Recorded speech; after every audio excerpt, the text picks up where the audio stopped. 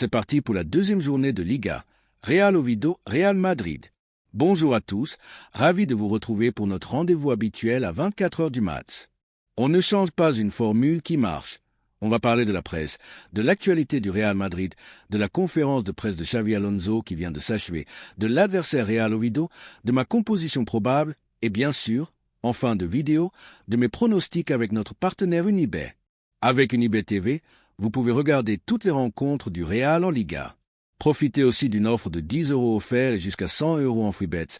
Mais attention, pariez de manière responsable, les jeux d'argent sont strictement réservés aux majeurs. La presse met l'accent sur Vinicius Junior, qui n'a plus marqué à l'extérieur en Liga depuis octobre 2024, soit presque 10 mois. Ce n'est pas un hasard si cette disette coïncide avec les polémiques autour du racisme et du ballon d'or.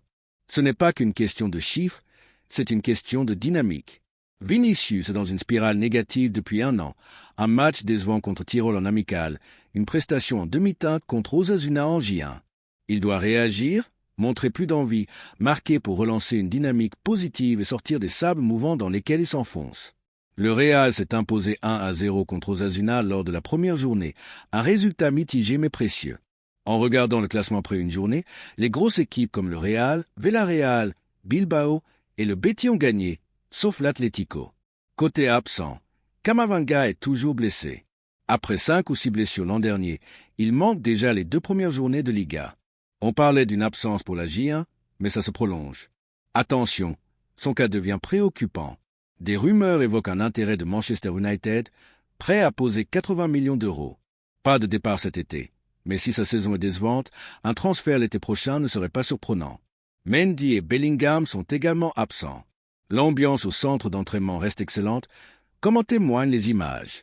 On a vu des petits jeux par équipe avec Trent Alexander-Arnold, Alaba, Arda Güler et Brahim Diaz, je crois. Mbappé semble bien intégré, toujours souriant, un vrai bout en train dans le vestiaire. Ça fait plaisir. Je ne m'attendais pas à ça de sa part, ayant une image d'un joueur plus réservé du temps du PSG. Visiblement, c'est tout le contraire et ça fait du bien à l'équipe. Passons au dossier Rodrigo. Va-t-il jouer? Vous verrez ma compo tout à l'heure, mais une chose est sûre, il n'est pas un titulaire indiscutable comme Vinicius pour Xavi Alonso, ni même pour Ancelotti auparavant. D'ailleurs, sa cote semble décliner. Non sélectionné avec le Brésil, il n'est pas non plus une priorité pour les grands clubs anglais comme Manchester City, Liverpool ou Arsenal. Au Real, il était le 3e choix à droite contre Osasuna. Est-il encore considéré comme un ailier droit? Aucune idée. Alonso devrait lui donner des minutes, mais cette reformulation conserve le ton enthousiaste, les analyses et les détails du texte original, tout en rendant le propos plus fluide et structuré en français. Si tu veux des ajustements, une version plus concise ou des précisions, fais-moi signe. Note, tu as mentionné Ancelotti dans le texte, mais le contexte semble indiquer que Xavi Alonso est l'entraîneur actuel. J'ai corrigé en supposant que c'était une erreur. Mais si tu veux que je conserve Ancelotti, fais-le-moi savoir. Le cas Rodrigo prend une nouvelle tournure. Il est désormais en concurrence directe avec Vinicius pour le poste d'ailier gauche. Avant, ils étaient coéquipiers, compatriotes, complémentaires. Mais depuis la Coupe du Monde des clubs, Rodrigo, devenu remplaçant, a clairement exprimé son refus de jouer à droite. Ce changement est significatif. Peut-être se sent-il frustré de jouer à un poste qui n'est pas le sien. Avec Vinicius en méforme, Rodrigo pourrait avoir une carte à jouer. En affirmant son souhait de rester au Real Madrid et de se battre pour le côté gauche, il met la pression sur Vinicius, dont l'avenir reste incertain. Surtout que Mbappé a pris le leadership au centre de l'attaque. La valorisation de Rodrigo est estimée à 80 millions d'euros par le Real. Franchement, je trouve ça surprenant. Quand on voit des joueurs moyens en Premier League transférés pour 80 ou 90 millions, je pense à Randal Kolo Muani, signé par le PSG pour un montant digne de Cristiano Ronaldo. Rodrigo, double vainqueur de la Ligue des Champions, buteur dans un match sur 2 dans cette compétition, à seulement 24 ans, devrait valoir plus. Je m'attendais à une cote entre 100 et 110 millions. Le Real semble sous-évaluer ses joueurs, et ça m'étonne qu'un club de cette envergure ait du mal à vendre à des montants plus élevés. Cela dit, Manchester City n'a pas encore écarté l'option Rodrigo, mais tout dépendra du dossier Savino. Difficile de prédire si Rodrigo restera ou non. Un jeu de chaises musicales pourrait s'enclencher en Europe d'ici la fin du mercato, avec Rodrigo potentiellement impliqué. Ce matin, il était tout sourire à l'entraînement avec Carvajal. Et si c'était là le futur couloir gauche du Real? Dans un scénario où Vinicius deviendrait remplaçant, un duo Carvajal-Rodrigo pourrait émerger. Je suis peut-être naïf, mais Xavi Alonso a promis une méritocratie. Si Vinicius ne retrouve pas son niveau d'ici 5 matchs, Rodrigo pourrait s'imposer. En parlant de concurrence, Franco Mastantuono est en train de prendre la place de Brahim Diaz à droite. Il est devenu le chouchou des supporters, une véritable Mastantuono-mania à Madrid. C'est souvent comme ça avec les nouveaux, un engouement au départ. Brahim n'a pas brillé lors de sa titularisation contre Osasuna, ce qui ouvre la voie à Mastantuono pour démarrer contre Oviedo. C'est mon pari et je pense qu'il sera titulaire. En conférence de presse, il y a environ 3/4 d'heure, Xavi Alonso a été interrogé sur Mastantuono. Va-t-il commencer? Sa réponse: il a ses chances comme tout le monde. C'est de la langue de bois, mais une langue de bois stratégique. Il ne veut pas dévoiler sa compo à l'adversaire et c'est tout à fait logique. Sur Santi Cazorla, ancienne connaissance d'Alonso et joueur clé dans la montée d'Oviedo en Liga, il a botté en touche. Je prépare mon match, on se parlera après. Les deux amis discuteront forcément à la fin de la rencontre. Concernant Rodrigo, Alonso a déclaré: la saison vient de commencer, le contexte de la Coupe du Monde des clubs était différent. Si j'ai parlé avec lui? Oui, comme avec tous les joueurs. J'aime beaucoup le discours d'Alonso depuis qu'il a pris les rênes du Real. Ses paroles sonnent justes, reste à voir si les actes suivront. On verra tout cela dans ma compo probable, juste après. Cette reformulation conserve le ton enthousiaste, les analyses et les détails du texte original, tout en rendant le propos plus fluide et structuré en français. Si tu souhaites des ajustements, une version plus concise ou des précisions, fais-moi savoir. Note, le texte mentionne à nouveau Ancelotti, mais comme le contexte est. Dans une semaine, on y verra plus clair sur les choix tactiques de Xavi Alonso. En conférence de presse, il a expliqué qu'il voulait une équipe flexible, capable de s'adapter à plusieurs schémas. J'adore cette idée. Ça permet de surprendre l'adversaire tout en développant l'intelligence tactique des joueurs. Cela peut prendre du temps à se mettre en place, mais à long terme, c'est une stratégie gagnante. Personnellement, je rêve d'une défense à 3 pour le Real Madrid, une idée que je défends depuis longtemps. Actuellement, on joue en 4-3-3, mais par moments, on voit une défense à 3 se dessiner dans l'animation, notamment avec Tchouaméni qui redescend. Sur Kylian Mbappé, Alonso a été dithyrambique. Il est fondamental pour l'équipe, il a une vraie influence. On sent une sincérité dans ses propos, un peu comme à l'époque où Mourinho, Ancelotti ou Zidane plaçaient Cristiano Ronaldo sur un piédestal. Mbappé est clairement le leader du projet. Pour Vinicius, il a temporisé. On n'a joué qu'un match, il va bien. Il a raison, il est trop tôt pour s'alarmer après une seule journée. Mais comme je le dis depuis plusieurs jours, si Vinicius enchaîne 5 matchs sans but ni passe décisive, la pression va monter. La Vox Populi risque de se retourner contre lui, et avec la méritocratie prônée par Alonso, il pourrait se retrouver sur le banc au profit de Rodrigo.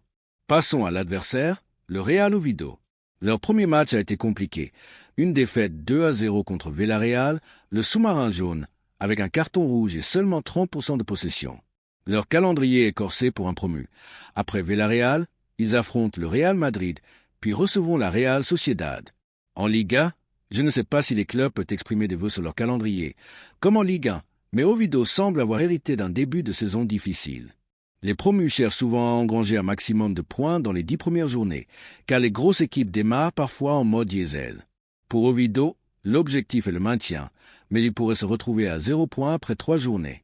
3 joueurs d'Oviedo à noter. Santi Cazorla, 40 ans, qui a ramené le club de son cœur en Liga, probablement pour sa dernière saison. Eric Bailly, ex-défenseur central ivoirien de Manchester United, et Salomon Rondon, ancien attaquant de Pachuca, croisé 2 fois en décembre 2024 lors de la Coupe intercontinentale et de la Coupe du Monde des clubs. Il a rejoint Oviedo cet été. Passons à ma composition probable pour le Real Madrid. D'abord, celle que je pense que Xavi Alonso alignera, fidèle à ce qu'il faisait à Leverkusen sans trop bouleverser l'équipe après Osasuna. Ensuite, je vous donnerai la compo que j'aimerais voir. Pour demain, je vois Courtois dans les buts, qui vient de prolonger de 2 ans. Pour la composition probable, voici ce que je pense que Xavi Alonso alignera, fidèle à son style. Dans les buts, Courtois, qui vient de prolonger de 2 ans. En défense, Carvajal, Eon, Militao et Alexander-Arnold. Au milieu, un trio qui ne me convainc pas totalement, Arda Güler, Tchouaméni et Valverde. En attaque, Vinicius à gauche, j'aimerais qu'il dézone un peu plus vers l'axe, Mbappé au centre et Mastantuono à droite. Je parie sur Mastantuono titulaire, mais à long terme, j'aimerais voir une attaque à deux, avec un meneur de jeu derrière. C'est ma vision pour ce Real Madrid. Maintenant, voici la compo que j'aimerais voir, plus audacieuse. Toujours Courtois dans les cages. Une défense à 3 avec Eon, Militao et Carvajal, ou Raúl Asensio si Carvajal n'est pas à 100%. Au milieu, presque un 5, Carvajal à gauche, en piston, Alexander-Arnold à droite, Valverde en box-to-box pour couvrir tout le terrain, Arda Güler en meneur de jeu reculé, à la Pirlo, et Mastantuono en numéro 10. Devant, un duo d'attaque Mbappé-Vinicius. Cette compo sacrifierait Tchouaméni, Rodrigo, Asensio et Camavinga, mais c'est le Real que je rêve de voir sous Alonso. Selon l'éthique hier, Alonso envisagerait même de placer Alexander-Arnold au milieu pour sa créativité, avec Valverde en latéral droit, mais Carvajal reste une option solide à ce poste. Qu'en pensez-vous? Êtes-vous plutôt pour ma compo audacieuse ou pour le 4-3-3 classique qu'on voit depuis un moment? Personnellement, je ne veux plus de 3 attaquants. Je veux une attaque à 2 avec un meneur de jeu, Bellingham ou Mastantuono, en 10. Mastantuono dans ce rôle, ce serait parfait. Concernant les confrontations directes, le Real n'a pas affronté Oviedo depuis 2012, un match amical remporté 5-1 le 24 juillet, avec un doublé d'Angel Di Maria, si je me souviens bien. On reconnaît dans l'équipe d'Alor Saul Lucas Vázquez qui ne vieillit jamais. C'est incroyable. Et Morata. Avant cela, il faut remonter à 2001. Ce n'est donc pas un adversaire fréquent. Passons au pronostic avec notre partenaire Unibet. Rappel, 10 € offerts et jusqu'à 100 € en free bets, mais pariez avec responsabilité. Maximum octobre 2020 € pour que ça reste un divertissement. Et c'est strictement réservé aux majeurs. Sur Unibet TV, vous pouvez regarder le match en clair. Mes pronostics, victoire du Real à 1,30, peu risqué vu l'écart de niveau. En score exact, je mise sur un 1-0, 2-0 ou 3-0, coté à 2,24, et plus précisément un 3-0 à 7,00. Je ne vois pas les deux équipes marquer, donc pas de pari sur les deux équipes marquent. Pour les buteurs, je parie sur Mbappé, Vinicius et Mastantuono. Ce match devrait être une formalité pour le Real. Oviedo, promu, n'a rien montré contre Villarreal et risque de galérer en ce début de saison. Une victoire nette permettrait au Real de créer une dynamique positive, de renforcer la confiance du groupe et à Xavi Alonso de poser ses marques. Cette reformulation conserve le ton enthousiaste, les analyses tactiques et les détails du texte original, tout en rendant le propos plus fluide et structuré en français. Si tu souhaites des ajustements, une version plus concise ou des précisions, fais-moi savoir. Note, le texte mentionne « Wayan » pour Eon, probablement une correction de prononciation. J'ai gardé « Eon » comme dans les messages précédents, mais si tu veux que je change pour « Wayan » ou autre, précise-le. De plus, il y a une confusion entre Ancelotti et Alonso dans les messages précédents. J'ai maintenu Xavi Alonso comme entraîneur, mais si Ancelotti est volontaire, dis-le-moi. Conclusion de la preview Real Oviedo, Real Madrid. Si le Real mène 2-0 ou 3-0, Xavi Alonso aura l'occasion de tester des ajustements tactiques, ce qui serait intéressant à voir.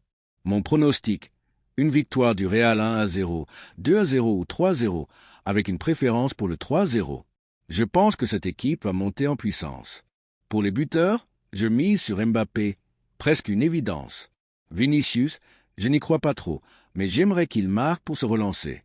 Et Mastantuono, pour la hype, pourquoi pas? Donnez-moi vos pronostics et votre 11 idéal pour ce match en commentaire. On se retrouve demain soir après la rencontre pour un débrief à chaud en vidéo. Ciao, les amis!